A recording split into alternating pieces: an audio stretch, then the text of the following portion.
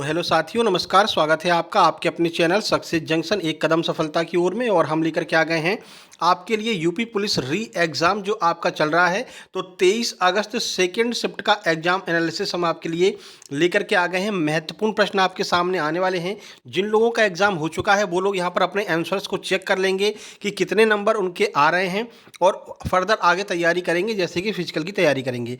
इसके अलावा जिनका आगे एग्ज़ाम है 25 में, 28, 29, 31 में, जिसका भी एग्ज़ाम है वो लोग भी इस वीडियो को अंत तक जरूर देखिएगा। इससे आपको एक आइडिया लग जाएगा कि किस लेवल के प्रश्न आपको आगे देखने को मिलने वाले हैं। और वीडियो को लाइक, चैनल को सब्सक्राइब जरूर कर देना, क्योंकि लास्ट दिन तक हम लगातार इसी तरह से आपका एग्जाम एनालिसिस करवाने वाले हैं। तो चलिए बिना समय गवाए हुए शुरुआत करते हैं। जीके जीएस से पहले हम शुरुआत करेंगे। चलिए देखिए 50 आपका क्या नाम है, हाँ, जीके जीएस से हम शुरुआत करने वाले हैं। ठीक है, सबसे पहले आपका 58 नंबर का क्वेश्चन से जीके जीएस स्टार्ट हो रहा है। तो 58 नंबर के क्वेश्चन की बात करते हैं। देखिए, यूडीएचआर मानव अधिकारों की सार्वभौम घोषणा का कौन सा अनुच्छेद उत्पीड़न से शरण लेने के अधिकार की गारंटी देता है? तो ये आपका अनुच्छेद नंबर 14 हो जाएगा। जो मानव अधिकारों की सार्वभौम घोषणा से अगर कोई उत्पीड़ित होता है तो उसको शरण लेने की गारंटी कौन देता है? अनुच्छेद 14 देता है, जो विधि के समक्ष समता एवं समानता को बताता है। अगला क्वेश्चन है 59, एनपीए का पूर्ण रूप क्या है? तो एनपीए का पूर्ण रूप नॉन परफॉर्मिंग एसेट्स होता है, गैर निष्पादित परिसंपत्तियां होता है। इसका अर्थ है कि जैसे मान लीजिए कोई बैंक है एसबीआई, उसने कितना ऋण बांटा है, मान लीजिए 100 रुपये ऋण बांटा है, 50 रुपये उसके वापस आ गए लेकिन 50 रुपये नहीं आए, तो जो बाकी बचे हुए 50 रुपये हैं उन्हें हम नॉन परफॉर्मिंग एसेट यानी गैर निष्पादित परिसंपत्तियां कहते हैं। आगे बढ़ते हैं। अगला प्रश्न नंबर 60 देख लीजिए। उत्तर प्रदेश के किस जिले में सेरा नृत्य जो है वो किया जाता है? तो इसका आपका ललितपुर सही आंसर हो जाएगा। ललितपुर में सेरा नृत्य किया जाता है, याद रखना है आपको।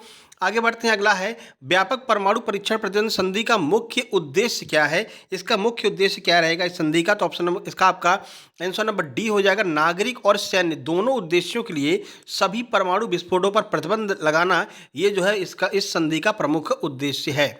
नंबर 62 है अर्जुन पुरस्कार किस क्षेत्र में उपलब्धि के लिए प्रदान किया जाता है? तो खेल के क्षेत्र में उपलब्धि के लिए अर्जुन पुरस्कार प्रदान किया जाता है। अभी हाल ही में यह पुरस्कार प्रदान किया गया है। आपको करंट बता दें, करंट आपकी जून 2024 तक की ही पूछी जा रही है, इससे आगे की करंट अफेयर आपकी नहीं पूछी जा रही है।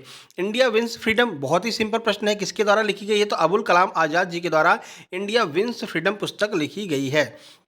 आगे देखिए अगला प्रश्न, 2016 में विमुद्रीकरण के बाद आरबीआई को कितने प्रतिशत 500 और 1000 के नोट प्राप्त हुए थे? तो सही आंसर 98.96 हो जाएगा। कुछ प्रश्न हैं जो आपको परेशान करेंगे।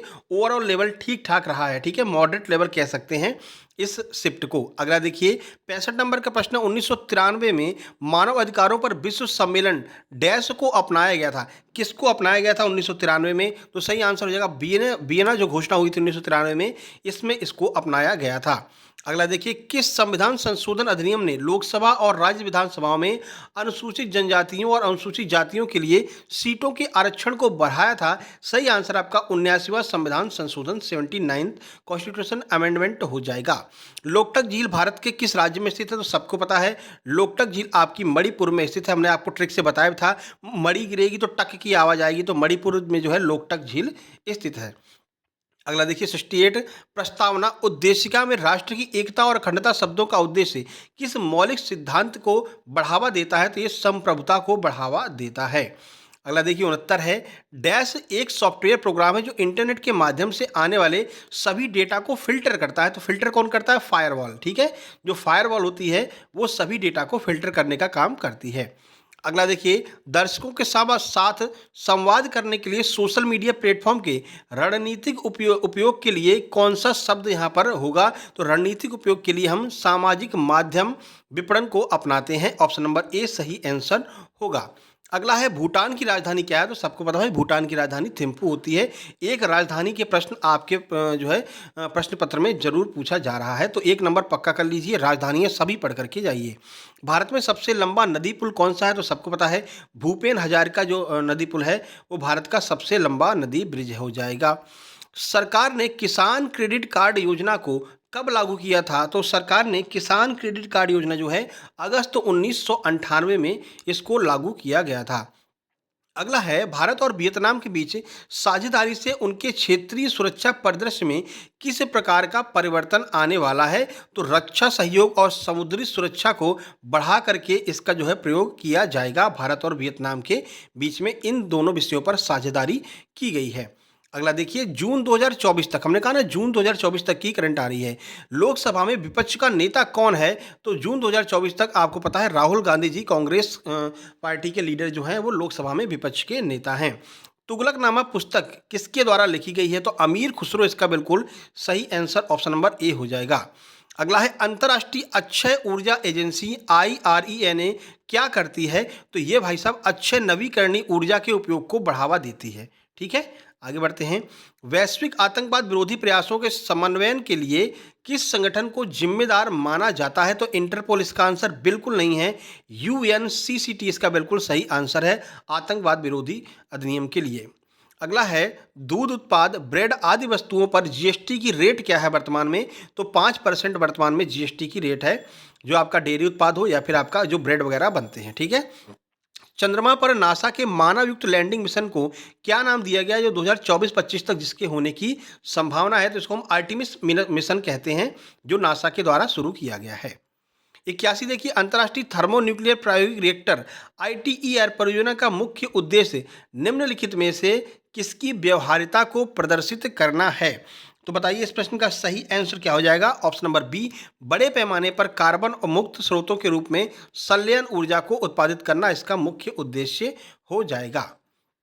82 नंबर देखिए, 14 सितंबर को किस रूप में मनाते हैं? भाई सबको पता है, राष्ट्रीय हिंदी दिवस के रूप में 14 सितंबर को मनाया जाता है। 5 सितंबर को शिक्षक दिवस मनाया जाता है, ये भी आपको याद रखना है, हो सकता है आगे आपसे पूछ ले। भारतमाला परियोजना किससे संबंधित है? तो सड़क मार्ग, जल मार्ग, हवाई अड्डों या फिर वानिकी, किससे संबंधित है भारतमाला? तो ये सड़क मार्ग से संबंधित है भारतमाला परियोजना। निम्नलिखित में कौन सा त्यौहार भारत में प्रकाश के त्यौहार के रूप में जाना जाता है? सबको पता है जो दिवाली है वो भारत में प्रकाश के त्यौहार के रूप में मनाया जाता है। भारत GST में निम्नलिखित में से किस प्रकार का कर प्रस्तुत किया था? यानी जो आपकी GST है वो किस प्रकार का एक कर है? तो वो आपका सर्विस टैक्स है, सेवा कर है। निम्नलिखित में से किसने पहली बार बुनियादी शिक्षा का विचार प्रतिपादित किया था?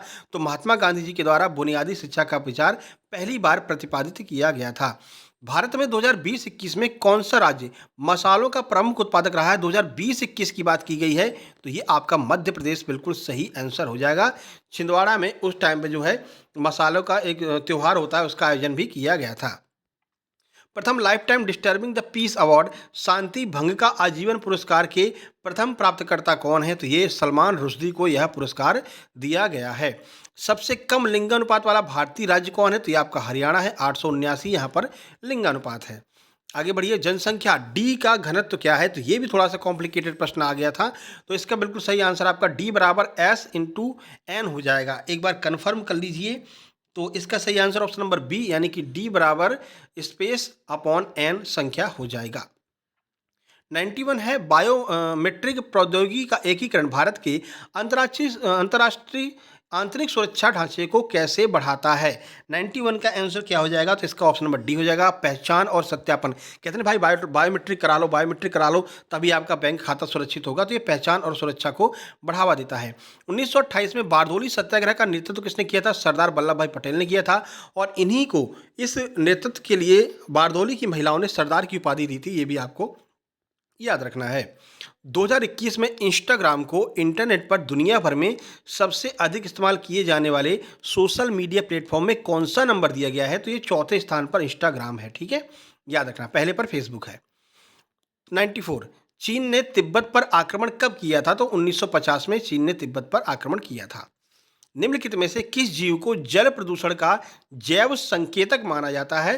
तो ये आपका मेढक इसका बिल्कुल सही आंसर हो जाएगा, ऑप्शन नंबर सी, यानी कि मेढक को जल प्रदूषक का जैव संकेतक माना जाता है। तो यहाँ पर आपका जो है ये जीके आपका समाप्त होता है। जीके के बाद में अब हम सीधे चलेंगे हिंदी पर। ठीक है, उसके बाद मैथ रीजनिंग आपका करा देंगे। अब हम सीधे हिंदी की ओर चलते हैं और देखते हैं हिंदी कौन से नंबर से स्टार्ट हुई है आपकी। तो हिंदी आपकी 114 नंबर से स्टार्ट हुई है। तो चलिए 114 पर चलते हैं। 114 नंबर आपके सामने आ रहा है, देखिए तो ये है 114 नंबर। यहाँ पर क्या है कि पूरा आपको एक आज सुबह जो है पैराग्राफ दिया गया था, जिसमें आपका जो है गद्य खंड दिया गया था। अब यहाँ पर 114 नंबर के प्रश्न प्रश्न पर आपका जो है एक पद्य खंड दिया गया है, कविता दी गई है। तो ये आपका वही है, खूब लड़ी मर्दानी वो तो झांसी वाली रानी थी। तो झांसी वाली रानी शीर्षक से यह आपका एक लिया गया है पद्यखंड। चलिए इसका आंसर देखते हैं। कवित्री की अधिकांश रचनाएं हैं, तो ये जो कवित्री हैं इनकी अधिकांश रचनाएं देशभक्ति पूर्ण, इसका सही आंसर हो जाएगा।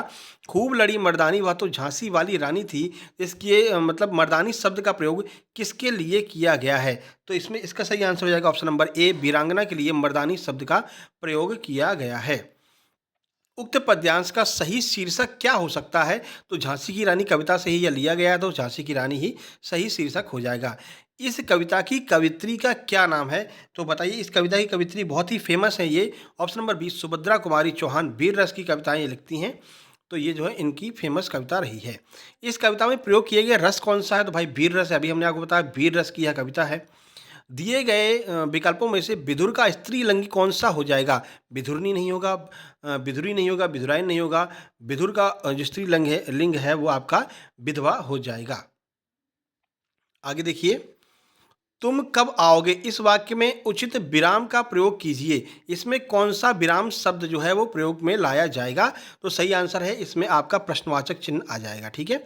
1987 में मगध कविता के लिए साहित्य अकेडमी पुरस्कार किसको दिया गया है? तो श्रीकांत वर्मा जी को इस कविता के लिए साहित्य अकेडमी पुरस्कार दिया गया है। निम्नलिखित में से कौन सा शब्द विशेषण है? बताइए। मात्र, खर्च, निपट, चुपचाप। तो कौन सा शब्द जो है वो विशेषण हो जाएगा? निपट इसका बिल्कुल सही आंसर हो जाएगा। अवयव के कितने भेद होते हैं? तो अवयव के 4 भेद होते हैं। अगला है री वर्ण का उच्चारण स्थान क्या होगा? री वर्ण जो है वो आपका कहाँ से उच्चारित किया जाता है? तो इसका सही आंसर ऑप्शन नंबर डी, मूर्धा से री वर्ण उच्चारित किया जाता है। काव्य की शोभा बढ़ाने वाले धर्मों को अलंकार कहते हैं। इस उक्ति में प्रयुक्त धर्म शब्द का क्या अर्थ है? तो धर्म का अर्थ है गुण। ठीक है। अब कहते भी क्या है, गुण धर्म क्या है, गुण धर्म क्या है? तो वो धर्म का जो पर्यायवाची वो गुण हो जाता है।